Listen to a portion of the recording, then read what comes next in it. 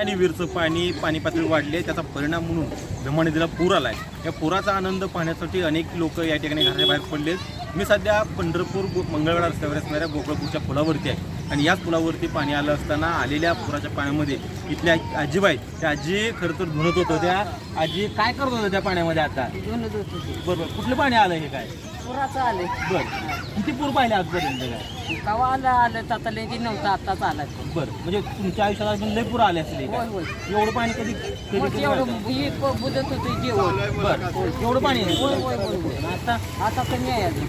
म्हणून इथं कसं काय होत होता? दररोज पूर होता काय? नाही, आजच घरी लागले म्हणजे पाणी आले म्हणजे पाणी मोकळं पाणी। म्हणजे खरं तर दर्शको, हे जुने बुजुर्ग लोक आहेत, त्या लोकांना एक आनंद असतो पुरात पाणी बघायला। पुरात पाणी धुणं मोकळे पाण्यात चांगलं वाटतं। बरं, आणि ह्याच्या आधी नदीला वगैरे जाऊन धुत होतो? नव्हतं बाई जात नदीला, आपल्याला भरून नदी जातो, पायऱ्या चढा येत नाही त्या म्हाताऱ्या माणसाला। नाही आधी तरुण वयात वगैरे? तरुण वयात मग जातो आम्ही, इथलंच आहे। गोपाळपूरच काय नाव आहे आमचं डेंगरी। बरं, आता ही धुणत होता, काय आठवणी वगैरे आलत्या का? काय नाही बाई आपल्याला। पहिलं काय आठवत होतं का? पहिलं पूर एवढा येत होता? येत होतं की, आठवत होतं पार इथं आठवत, इथे बुजत होतं। त्या झाडं अर्धी होती ती पार जात होतं तकडं। लहानपणी असं पारखी पोराची पवायला जायची? इथं ये बारकी भाऊ आमचं मत जातं। बरं, पवायची होती।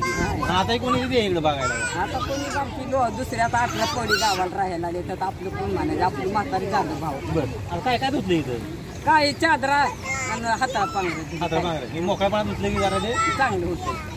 खरं तर दर्शक हो, हे जुनी आणि बुजुर्ग लोक आहेत, यांच्याकडून जो संस्कृतीचा वारसा आहे, वारसा आठवण्याचा या ठिकाणी मोकळ्या पाण्यात धुणत होते की ती खळखळून चांगलं मोकळ्या मनात निघतंय। खरं तर आजीनं या खोऱ्या पाण्याचा आनंद घेतलाय आणि खऱ्या पद्धतीने आजीचे काही जुन्या आठवणी आहेत त्या आठवणींना उजाळ देण्याचा प्रयत्न या ठिकाणी आजीने केलेला आहे। जन्मबीत झालाय ना हाय।